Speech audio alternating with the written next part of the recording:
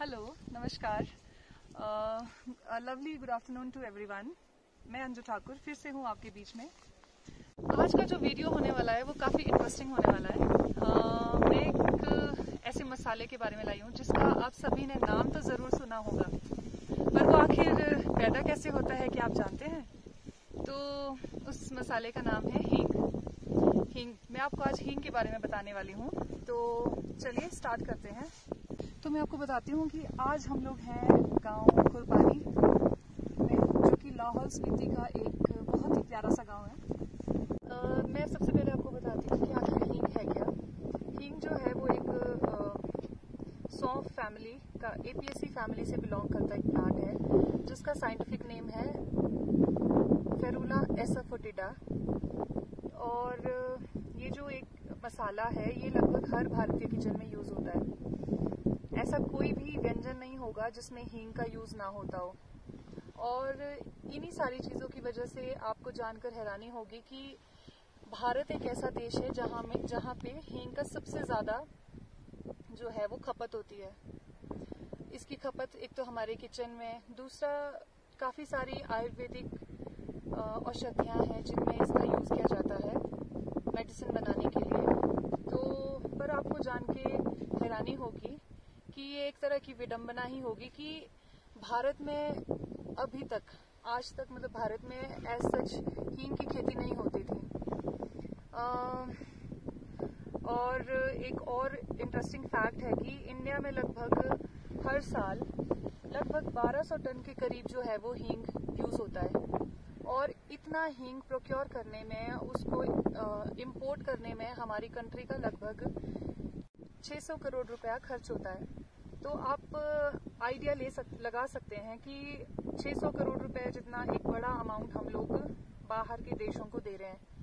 और जो यहाँ हींग आ रहा है उसमें मैक्सिमम हींग जो है वो ईरान, अफगानिस्तान और उज़्बेकिस्तान जैसे देशों से हम इंपोर्ट करते हैं। महत्व को देखते हुए CSIR हिमालयन जैव संपदा संस्थान पालमपुर, उनके वैज्ञानिकों ने अथक प्रयासों के बाद कोशिश करी कि लाहौल जैसी जगह में हींग को उगाने की, कि यहाँ पे सूट करेगा हींग या नहीं। तो ये पाया गया कि यहाँ की जलवायु जो है वो बिल्कुल सूटेबल है हींग की कल्टीवेशन के लिए।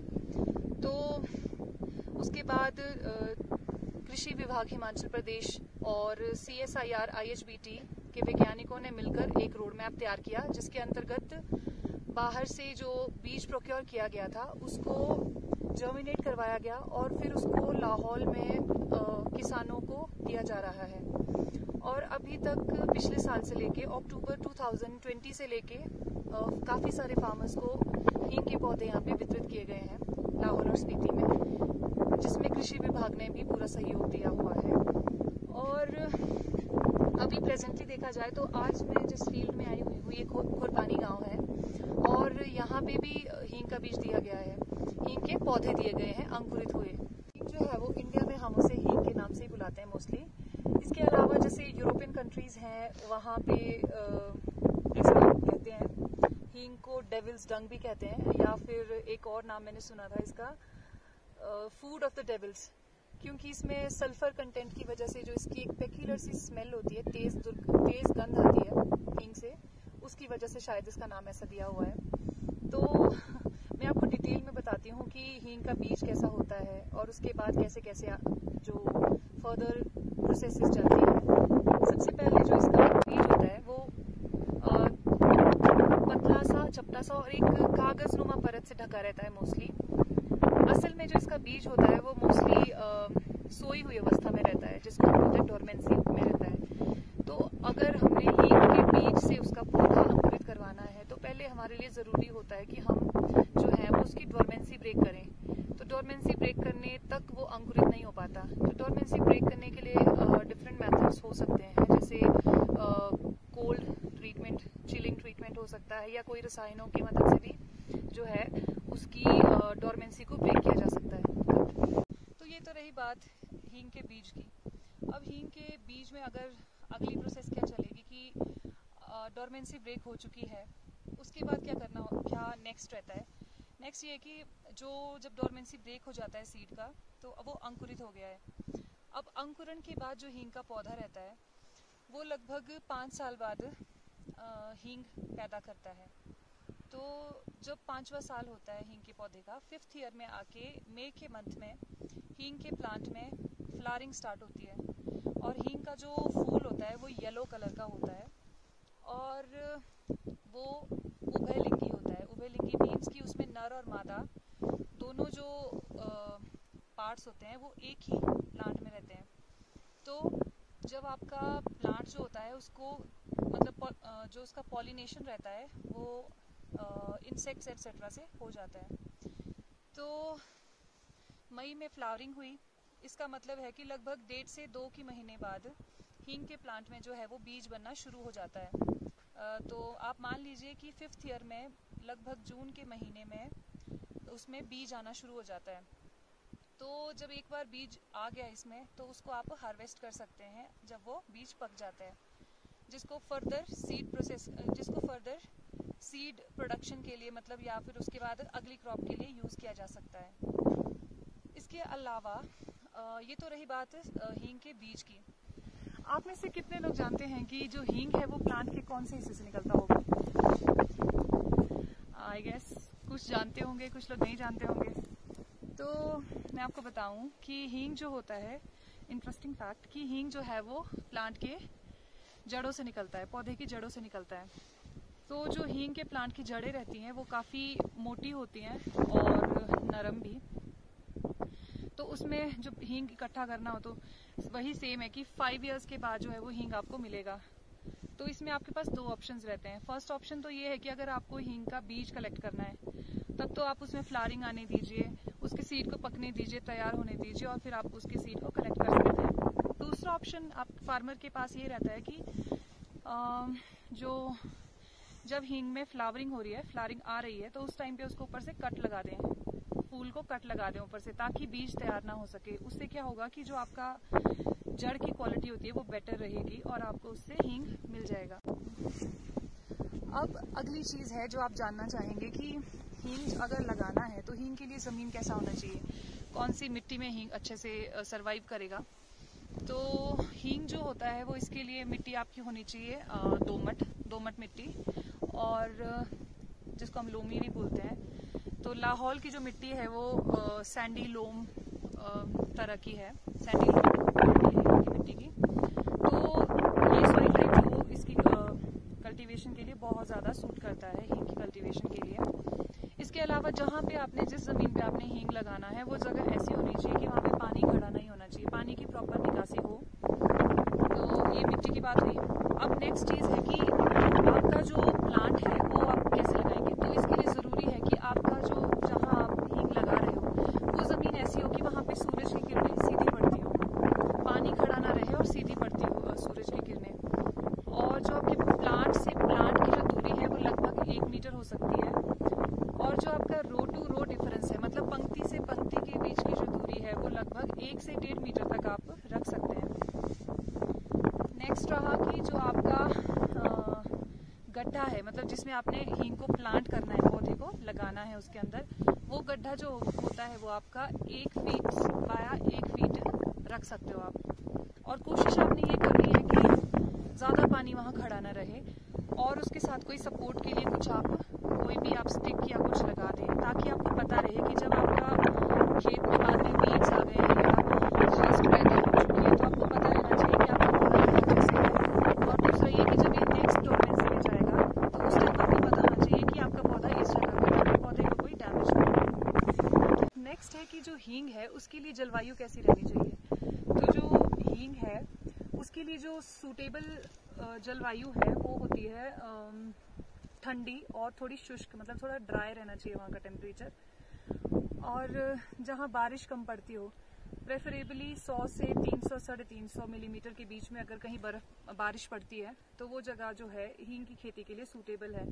तो ये सारी चीज़ें जो मैं आपको बता रही हूँ इन सब से आप आइडिया लगा सकते हो कि ज़िला लाहौल और स्पीति जो है यहाँ का जो एनवायरनमेंट है और जो यहाँ का जलवायु है वो लगभग सारी जो कंडीशंस है वो फुलफिल करता है हींग की खेती के लिए। शायद इसीलिए इस ज़िला को चुना गया है हींग की खेती के लिए, जो कि भारत में पहली बार कहीं हो रही है। तो फ्रेंड्स, आपके नॉलेज के लिए मैं बता दूं कि अभी तक हींग का कहीं इंडिया में कहीं पे भी खेती नहीं होती थी। अक्टूबर 15, 2020 को पहली बार पूरी कंट्री में, भारत में हींग की खेती का जो कार्य है वो शुरू हुआ। हींग का पहला पौधा जो है वो जिला लाहौल एंड स्पीति के क्वारिंग गांव में स्टेट हिमाचल प्रदेश में लगाया गया था, रोपा गया था। इसके अलावा 3 अन्य गांवों का सिलेक्शन किया गया था जहां पे हींग के पौधे पहले चरण में बांटे गए। और अभी सेकंड फेज में भी हम लोग काफी सारे लाहौल के अलग अलग गांवों को इसमें कवर कर रहे हैं और फार्मर्स को हम जो इसके प्लांट्स जो हैं वो दे रहे हैं। हींग के पौधे जो होते हैं वो ज्यादा पानी उनको नहीं चाहिए होता है, ज्यादा पानी की रिक्वायरमेंट नहीं रहती। जैसा मैंने पहले ही बताया कि जहाँ पे बारिश कम पड़ती है वो इलाके इसकी खेती के लिए सही हैं। तो जब आपने एक बार हींग का पौधा अपने दांग में या अपने खेत में लगा दिया हुआ है तो उसके बाद 2-3 दिनों के गैप के बाद आप उसको थोड़ा थोड़ा पानी, हल्का हल्का पानी दे सकते हो। और आपने ये प्रैक्टिस फॉलो करनी है 1 से 1.5 महीने तक। 1 से 1.5 महीने बाद आपने उसको वाटर नहीं देना है, क्योंकि अगर आप ज्यादा भी पानी देंगे तो उसका पौधा जो है, हींग का पौधा जो है वो खराब हो सकता है। और रही बात वीड मैनेजमेंट की, तो स्वाभाविक सी बात है कि वीड्स तो आएंगे। तो वीड मैनेजमेंट के लिए आपने कोई केमिकल यूज नहीं करना है, क्योंकि अभी तक हमें कोई इसके बारे में प्रॉपर वो नहीं है। तो आपने कोई केमिकल यूज नहीं करना। आप सिंपली हल्का निड़ाई गुड़ाई कर सकते हो प्लांट के आसपास। अब बात आई कि जब आपने सब चीजें फॉलो कर ली हुई है तो हींग आपको कब मिलेगा। तो जैसे मैंने पहले बताया कि हींग मिलने में आपको लगभग 5 साल लग जाते हैं। तो जब आपका 4th ईयर कंप्लीट हो जाता है, जब चौथा अंकुरण होता है, इसमें 4th टाइम जर्मिनेशन होती है हींग के प्लांट में, तो जब उसके बाद जो हींग की जड़ें होती हैं, प्लांट की जड़ें होती हैं, उसमें ओलियोगम रेजिन बनना शुरू हो जाता है। तो जो ये ओलियोगम रेजिन है बेसिकली यही हींग है।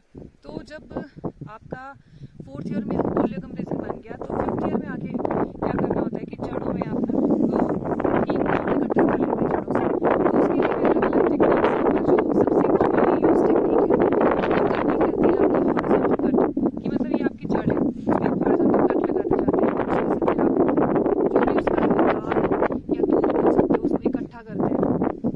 तो इस तरह से जो एक जड़ होती है उस पर आप 8 से 10 बार चीरा लगा सकते हैं, कट लगा सकते हैं और हींग को कलेक्ट कर सकते हैं।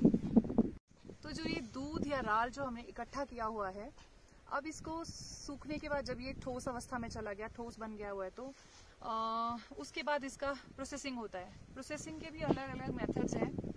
तो जो शुरुआत, पहले मैं आपको ये बता दूं कि जो हींग है वो हमें 3 रूपों में प्राप्त होता है, मतलब 3 फॉर्म्स में हमें मिलता है, आंसू, मास और पेस्ट। पहली आंसू। आंसू जो होता है वो सबसे प्योरेस्ट फॉर्म ऑफ हींग होता है। वो इतना स्ट्रॉन्ग होता है, इतना तेज होता है कि उसकी गंध बहुत ज्यादा तेज होती है।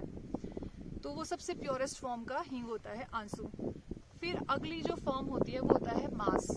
मास जो होता है उसमें हम क्या करते हैं कि हींग में हम कुछ मतलब मिक्सिंग करते हैं, जैसे स्टार्च मिक्स कर दिया, गोंद मिक्स कर दिया, तो ऐसा मिक्सिंग करके जो बनता है। जो इसका तीसरा रूप है पेस्ट, उसमें कुछ तरह के द्रव्य पदार्थ मिक्स किए जाते हैं।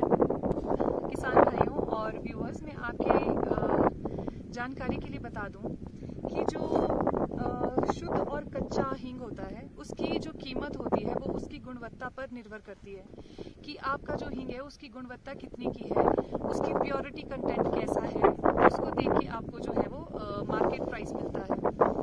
1 किलोग्राम शुद्ध हींग जो होता है वो आपको लगभग 25,000 से 30,000 रुपए के बीच में कीमत दे सकता है, मुनाफा दे सकता है। और जो आपका एक हींग का पौधा होता है वो लगभग 20 से 25 ग्राम तक जो है आपको हींग प्रदान करता है। 1 हेक्टेयर में हींग की खेती करने से आपको 5 साल के उपरांत लगभग 8 से 9 लाख रुपए तक की शुद्ध आय प्राप्त होती है।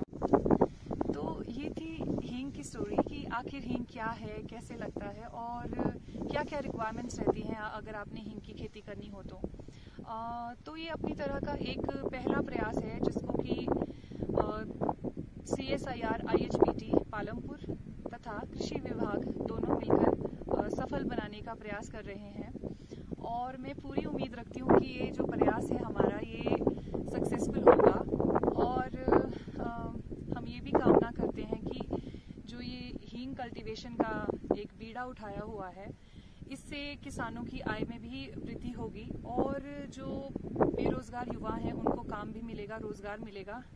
आज जो मैंने आपको ये वीडियो में थोड़ा सा बताया हींग की खेती के बारे में कि कैसे आपने हींग की खेती करनी है, क्या क्या चीज़ें आपको जानना ज़रूरी है हींग की खेती करने से पहले, तो इस पार्ट को मैं आज यहीं पे ख़त्म करती हूँ और नेक्स्ट पार्ट में मैं आपके लिए लाई हूँ प्रैक्टिकली हमने कैसे काम किया। तो please stay tuned and till then bye bye and thanks for watching. Bye.